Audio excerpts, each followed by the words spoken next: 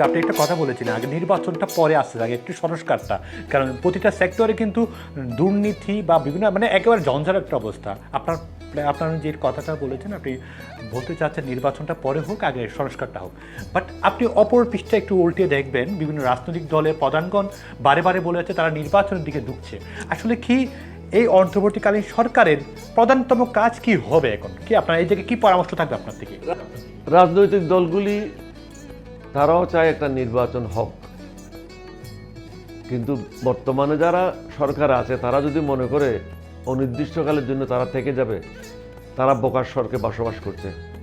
আমরা আঙ্গুল চুষে এখানে বসে থাকবো না। রাজনীতির মূল ধারক বাহক হলাম আমরা। এই দেশ আমরা স্বাধীন করেছি। এই দেশ নিঃসন্দেহে ছাত্র জনতা আমরাও ছিলাম। আমার দলেরও 4 জন লোক নিহত হয়েছে, 12 জন আহত হয়েছে। আমাদেরও ক্ষুদ্র অবদান এই সরকার তাড়ানোর পিছনে ছিল। আমরা কি এখানে আঙ্গুল চুষে বসে থাকবো? আমরাও তো এই দেশ পরিচালনা করার জন্য আসছি। আমাদেরও একটা স্বপ্ন আছে এই দেশ নিয়ে। আমি মুক্তিযুদ্ধ হিসাবে একজন ক্যাপ্টেন হিসাবে কেন গিয়েছিলাম? আমি তো একটা স্বপ্ন দেখেছিলাম কী ধরনের বাংলাদেশ হবে। আমি তো এই বাংলাদেশটাকে এখনো পাই নাই।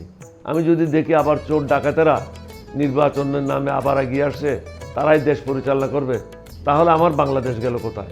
আমি যে বাংলাদেশকে নিয়ে স্বপ্ন দেখেছিলাম সেই বাংলাদেশটা কোথায়? নির্বাচন অবশ্যই হতে হবে, কিন্তু সংস্কারের জন্য একটা সময় দিতে হবে। সেই সংস্কারটা অনির্দিষ্টকালের জন্য না, 6 মাস হতে পারে, 9 মাস হতে পারে, তার থেকে বেশি হওয়াটা ঠিক না। এখন যেভাবে তারা আগাচ্ছে এটা তারা ভুল পথে আগাচ্ছে। তাদেরকে সেক্টরগুলি নির্ণয় করতে হবে।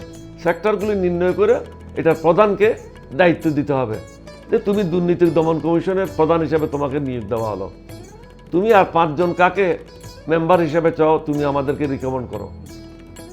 সরকার এটা বিবেচনা করে দেখবে এই লোকগুলি ঠিক আছে কিনা। যদি ঠিক থাকে তাদেরকে নিয়োগ দেবে, নাহলে সরকারের পক্ষ থেকে আর 5 জনকে সিলেক্ট করে নিয়োগ দেবে। নিয়োগ দিয়ে তাদেরকে বলতে হবে তোমরা তোমাদের দৈনন্দিন কাজগুলিও করো এবং সংস্কারের জন্য যা প্রয়োজন সেটাও করো।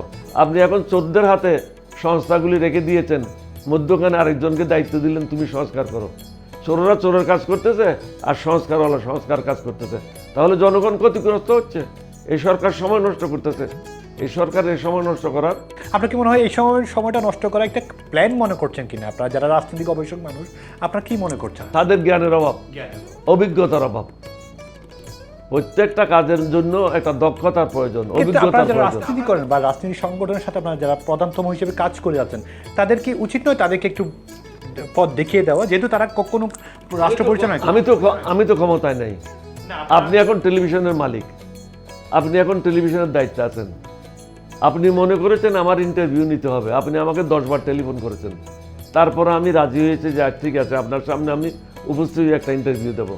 এটা ডক্টর ইউনূসকে তো এগিয়ে আসে যারা অভিজ্ঞ তাদেরকে কাছে জানতে হবে। উনি তো এই কাজটা করছেন না। উনি তো যারা দেশ পরিচালনা করেছেন তাদের সাথে তো উনি বসছেন না।